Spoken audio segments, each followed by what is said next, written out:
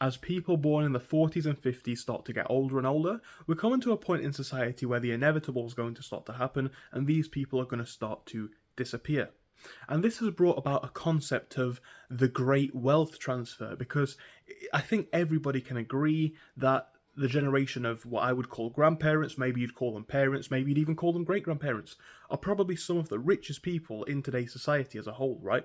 These are the people who benefited from lower property prices and buying in early, benefited from stable jobs and careers in this part of the world, and generally have done quite well for themselves, alongside having, 70, 80 years to build up that wealth in the first place. So a lot of people think that as these people are going to die, money's going to get passed down.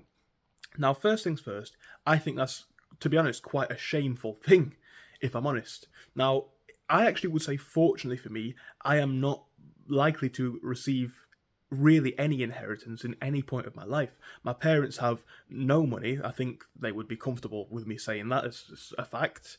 And grandparents do not really have very much, right? That's fair. Um, and I don't want to receive any inheritance. I want to do stuff by myself. I don't want to look at a new car or house and say it was paid for by mummy and daddy or grandma. I think there's a lot of pride in being self-made. But a lot of people of my generation and of my parents' generation are expecting this massive inheritance to be their get out of jail free card. Now again, not only is that quite shameful in my humble opinion, it's also worrying because it speaks to today's society and today's market. Because again, undeniably, these people have a lot of money. People know these people own homes and other assets that could get transferred. And a lot of people think this is going to get them out of their position, which shows, number one, how poorly a lot of this generation appear to be doing, and perhaps a lack of work ethic or drive to actually get stuff by themselves. Now, I also think a lot of this is going to be two tiers, right? Because there's a lot of people whose parents and grandparents own a lot of stuff. They bought a 4-bedroom house in London for £100,000. Now it's worth 10 million. There's going to be a lot of those sorts of people who are going to pass on probably what we could call generational wealth. And then there's going to be a lot of people who literally have nothing to give. And that's fine. But that's the first thing about this wealth transfer. It's not really across the board. Like I say, I will happily not receive anything, and I'm not complaining. I'm happy about that. A lot of other people that I know will, but a lot of people that I know won't. They will receive a lot of money, and they know it, and it's making them lazy. It's making them work easier and do less, because they know that if their parent, or they think that if their parents or grandparents die, or when they die, they'll be fine. Now, this is one of those categories where it's either the haves or have-nots. And by the way, I wouldn't blame anybody for their parents' decisions. If you had rich parents, you're lucky. If you had poor parents, I would still say you're lucky, because I have said before, I think, especially for young men, I think having poor parents is probably the strongest position to start from, because you can be proud of everything you've done.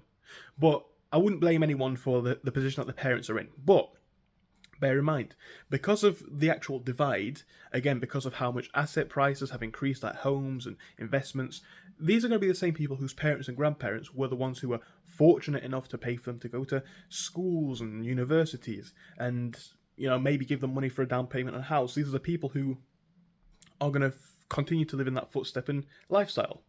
And I'm not saying these people don't know about hard work, but let's say this, right? I think most people can not even deny the fact that if you were born in a position where you didn't have, again, bear in mind, for me at least, I was able to build my own online businesses, and that's had a lot of success for me. But if you didn't have that knowledge, you probably had to work at 16. Fortunately for me, I was making money online at 16, so I didn't have to. But you probably had to work at 16, 18. If you went to university, it was funded by yourself, perhaps by massive debts. You've lived the hard life. A lot of the other people, they got to go to university. A lot of their university living costs, bear in mind, I've been to university, I know and have met a lot of these people. A lot of their living costs, it's like you live in a nice house. Who's paying for it?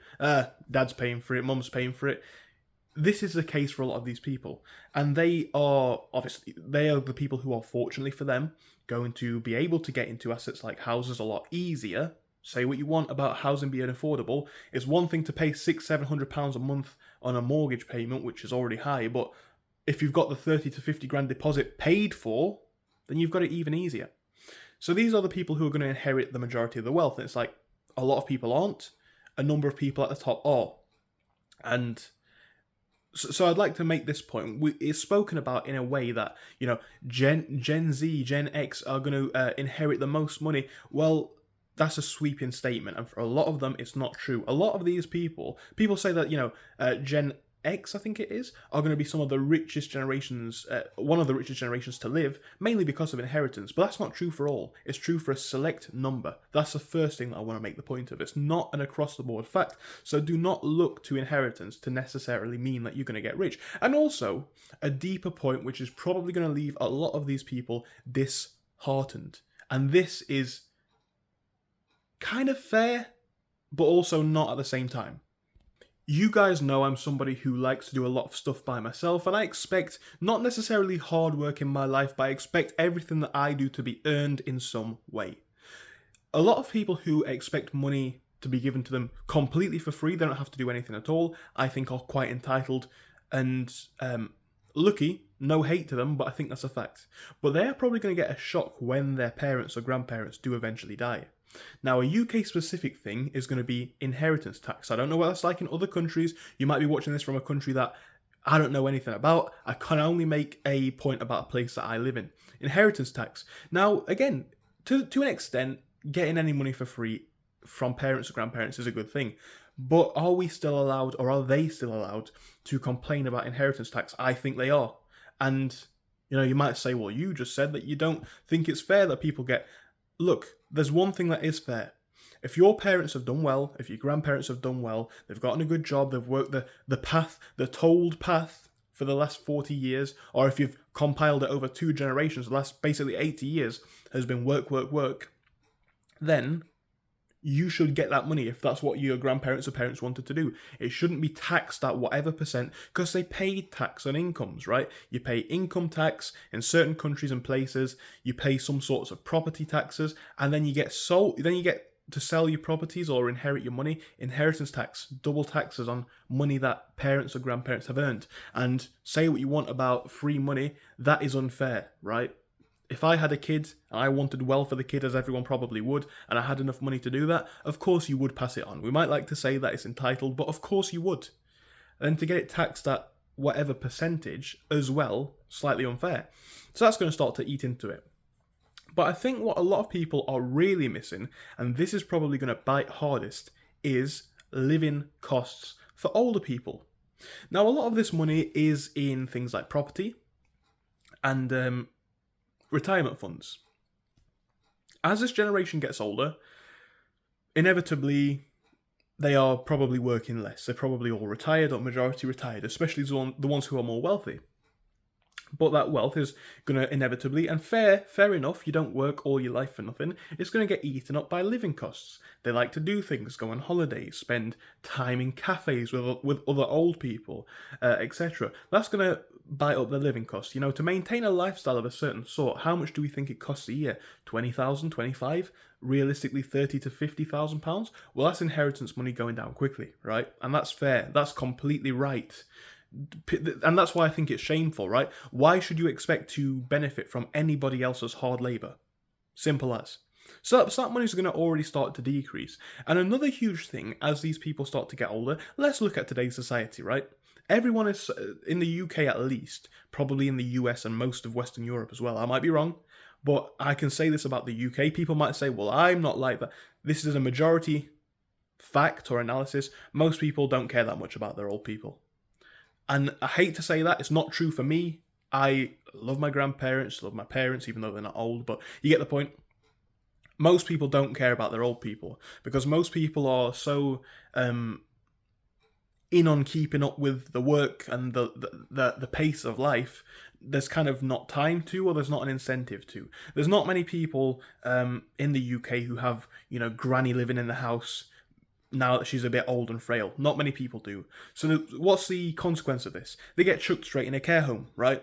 They do get chucked straight in a care home. That's just a fact.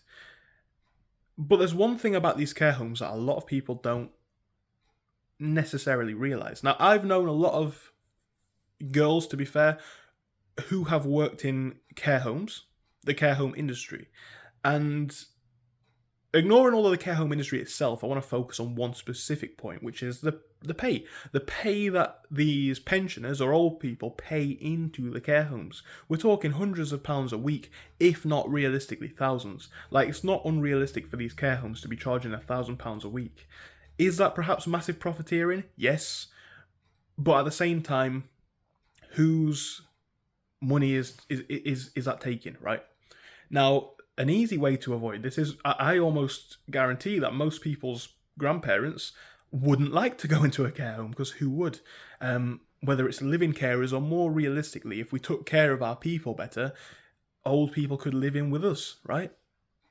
To me, it's an alien concept. Unless your parents or now this is perhaps more just a personal thing, but unless your parents or grandparents are a hazard to themselves or your family, i.e., it's obviously known that certain people can get things like dementia and, I don't know, set the house on fire by leaving the oven.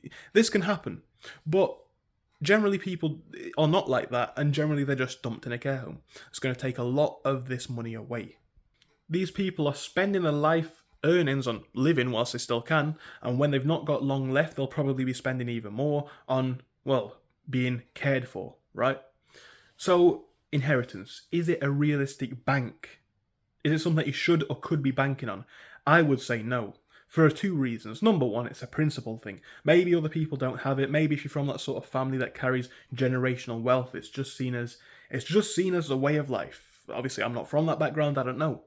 But, generally speaking, at least, what's the point? And also, what are you going to have? Most people are under this big illusion that their parents' wealth, their grandparents' wealth is going to be their savior. It's not likely. It's likely not going to be your savior, and you probably will get a big shock as time goes on. I think this is probably going to be the case for a lot of these people, because again, living costs are probably going to eat up a lot of what money these people actually have. Now, maybe it's just the structure of the world at the minute, or this part of the world, the Western world, the UK, the US, whatever you want to call it, that maybe property prices are so high that, say what you want, maybe you think it's doable, maybe not everyone's got the same privileges as you, right? People say live at home for 20, till 25 and save up a deposit. Maybe people don't have parents anymore, right? I know enough people who are this age who do not have parents. It's an unfortunate thing, but we're not all that fortunate, right? I have parents. Maybe you don't. So maybe the concept of, live at home.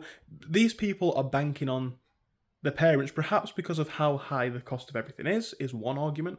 Maybe it's laziness. Maybe it's seen a lack of opportunities to actually claim on. I don't know what it is, because I am not in that world to actually say. I don't have that inheritance coming, or even want it. But I think this is going to be a big thing, because we talk about this great wealth transfer that's coming. A lot of it's going straight to taxes, let's be honest, and a lot of it's going straight back into the economy, not into the hands of the rightful beneficiaries. Because, yeah, the people who have earned it should spend it first, but bar that, who should get the money? The kids. The kids should, or the grandkids, or whoever is left. They are, I think, the rightful recipients. Earned or not earned, if there is spare money, it shouldn't go to the government, it should go to the people who tried to provide for their kids. It's what they would have wanted.